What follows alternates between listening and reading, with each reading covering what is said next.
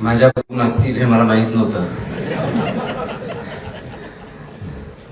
मला असं वाटायला लागलं की एवढा गुणाचा मी कधी झालो हा प्रश्न मला पडला.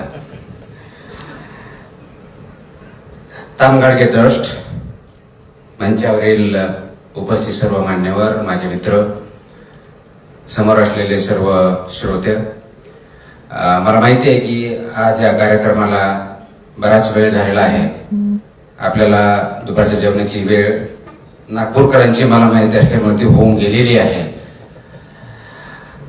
तरी आपण इथं उपस्थित आहात त्याच्याबद्दल प्रथमतः आपले आभार.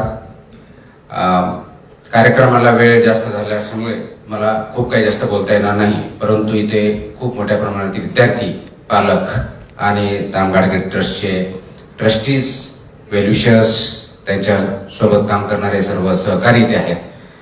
प्रथमतः तामगाडगे ट्रस्टच्या वतीनं जे काम चालतंय, विशेष करून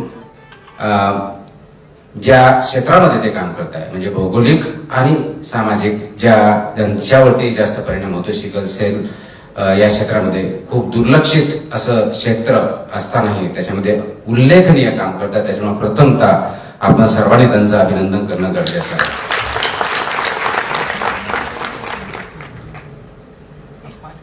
सिकल सेलमध्ये काम करत असताना तामगाडगे ट्रस्टचा माझा प्रथमतः जो संबंध आला तो मी हेल्थ कमिशनर असताना त्यावेळेस त्याचे इंटरॅक्शन झालं होतं आणि वेगवेगळ्या क्षेत्रामध्ये कसं काम करायचे याच्यावरती थोड्या प्रमाणात चर्चा झाली होती.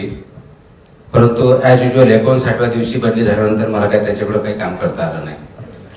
त्यानंतर त्यांचं काम चालू झालं, आमच्या इंटरॅक्शन होत असते अधूनमधून, कसं काम वाढवता येईल, शासनाची मदत कशी भेटेल, CSRच्या माध्यमातून किंवा कॉर्पोरेट सोशल रिस्पॉन्सिबिलिटीच्या माध्यमातून आपण कसं पुढे जाऊ याच्यावरती साधक बाधक आमची चर्चा होत असते.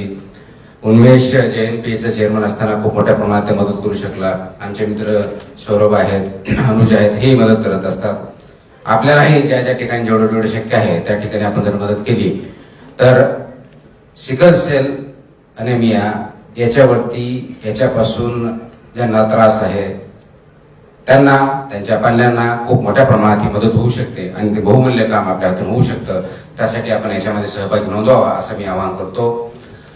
हे करत असताना त्याचबरोबर विद्यार्थ्यांना स्कॉलरशिप देणं असेल, लायब्ररी चालवणं असेल, त्यांच्यामध्ये चांगले गुण निर्माण करण्यासाठी, संधी निर्माण करण्यासाठी त्यांची मदत करणं असेल, हे सुद्धा उल्लेखनीय काम तामगाडगे ट्रस्ट मार्फत होतं.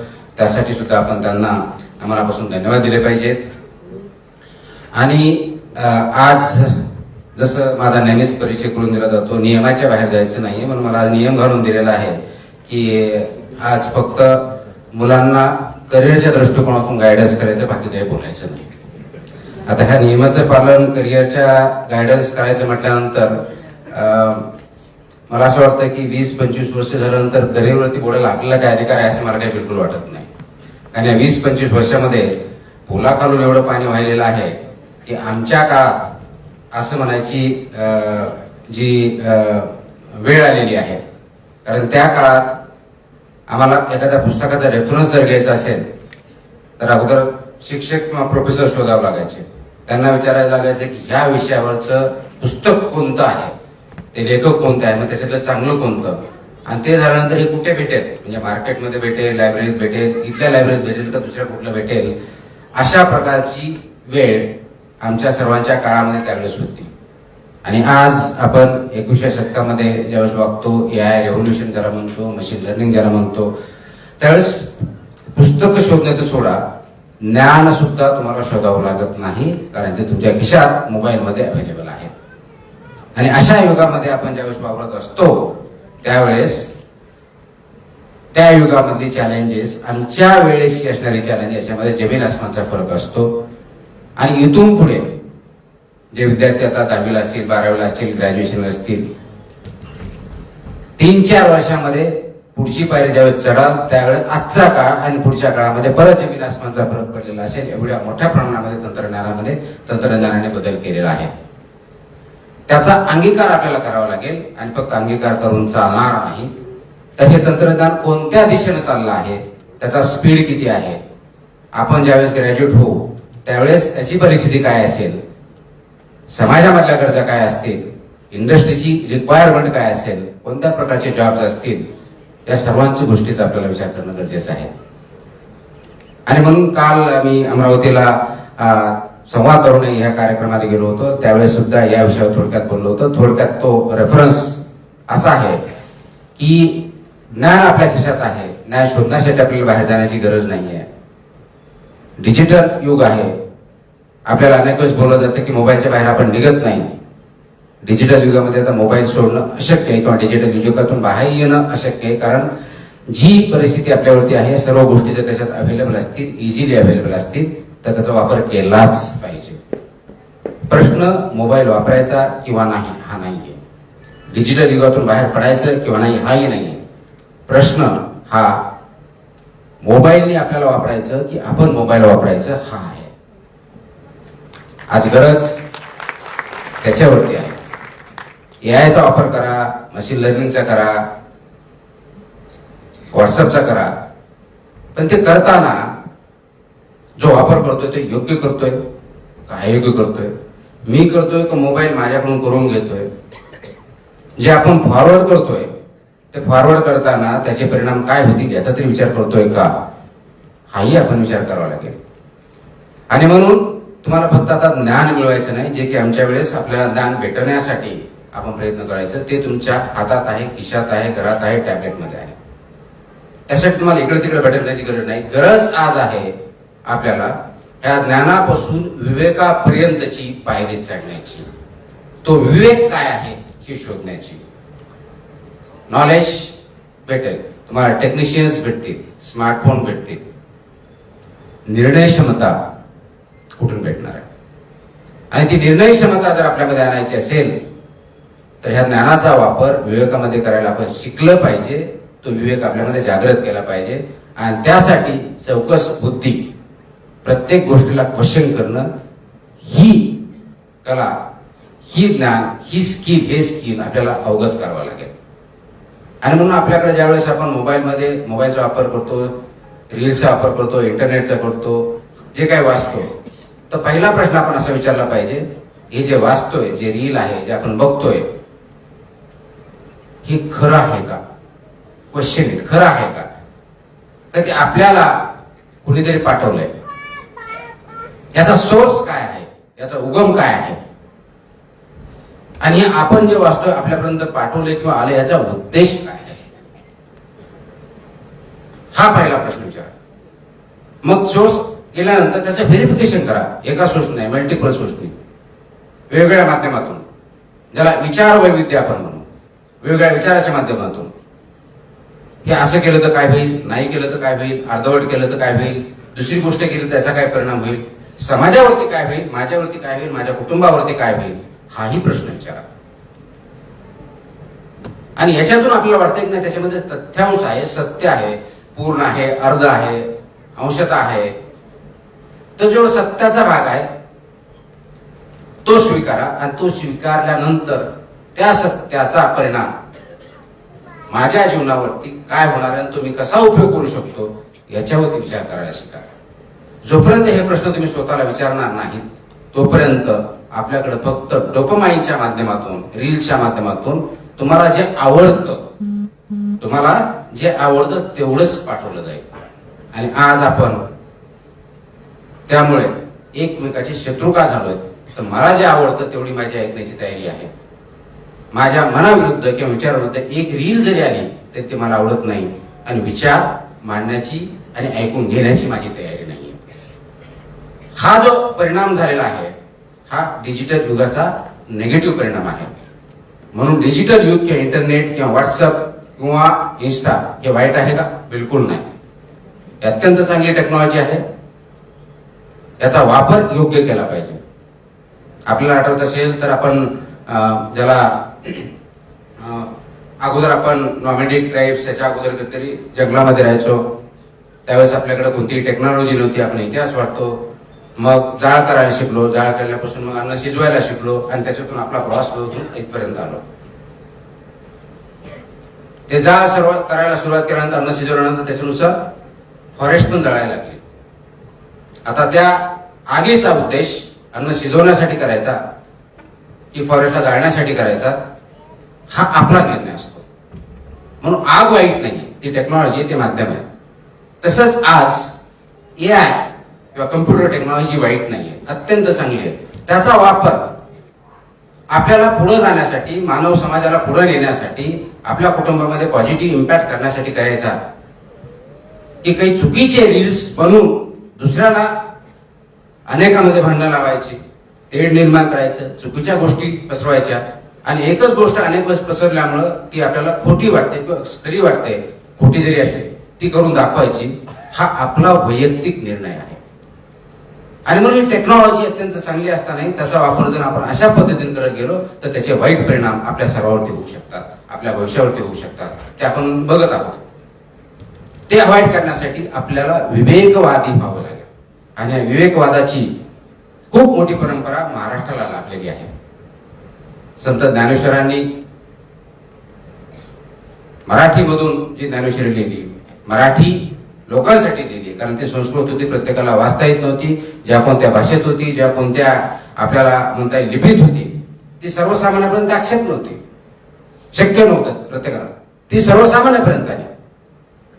त्याला ज्ञानाला विवेकाशी जोड देते. संत तुकारामांनी काय केलं, ज्या प्रथा होत्या त्याला प्रश्न विचारले, ज्या अयोग्य होत्या त्याच्यावरती प्रहार केले, विरोध झाला तरी केले, आणि त्या दृष्टीने पुढे नेऊन समाजामध्ये सुधारणा घडल्या. डॉक्टर बाबासाहेब आंबेडकरांनी काय केलं, त्यांचं आपण जर पुस्तक वाचलं, अनाहिलेशन कास्ट असेल, याच्यासारख्या खूप मोठ्या भारतासारख्या देशामध्ये कास्टवरती इतकं द्वंद्व होत असताना त्या काळात त्यांनी त्या कास्ट विषयीचे सर्व विचार त्या पुस्तकातून मांडले, आणि ते अनाहिलेट कसं केलं पाहिजे, त्याचे अवगुण काय आहेत हे दाखवून दिलं. ते प्रत्येक समाजाच्या विरुद्ध केलं. फुले असतील, महात्मा फुले यांनी, सावित्री फुले यांनी शिक्षणावरती भर देऊन आपल्या सर्वांना शिक्षण घेतले, ते काय परिणाम होतील, न घेतलं तर काय परिणाम होतील हे आपल्याला सांगितलं. आज तुमच्या समोरचं आपल्या समोरचे जे संकट आहे, तर हे आर्टिफिशियल इंटेलिजन्सचं संकट नाही. रादर ह्या आर्टिफिशियल इंटेलिजन्स मशीन लर्निंग असताना, डिजिटल टेक्नॉलॉजीचा यूज होत असताना याचा वेगवादी वापर कसा करता येईल हे आपल्या समोरचं चॅलेंज आहे.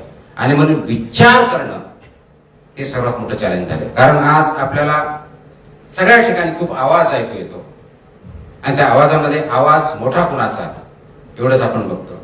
तो आवाज नसतो, तो गोंगाट असतो.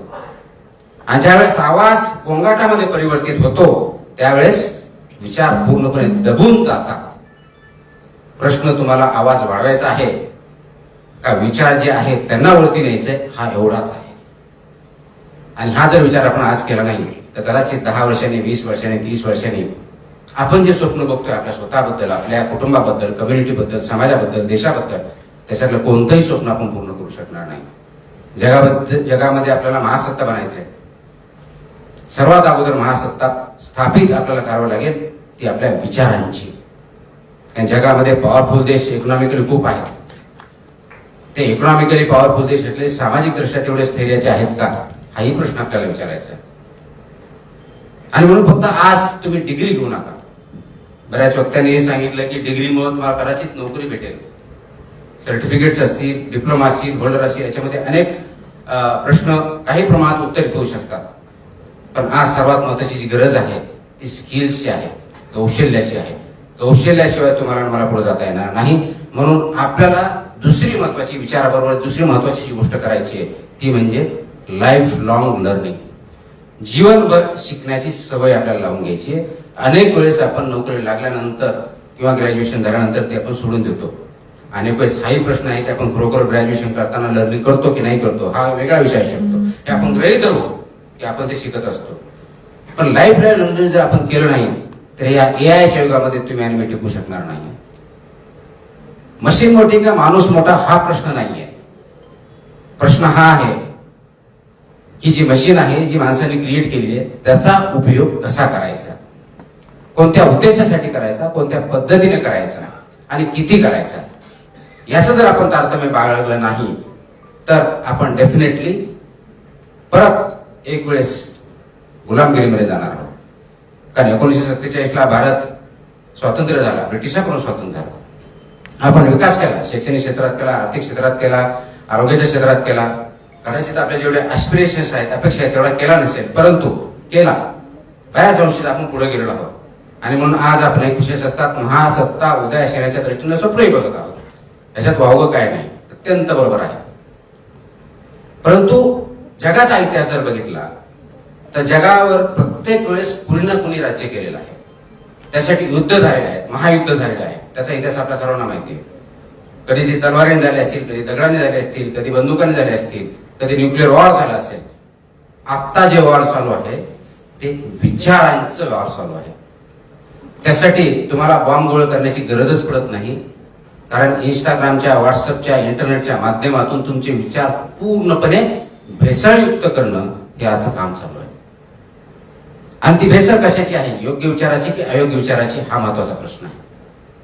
पण तुमचे विचार जर फक्त ऐकण्याचे असतील पण विचार करण्याचे नसतील तर मात्र तुम्ही त्या प्रवाहावर वाहत जाता.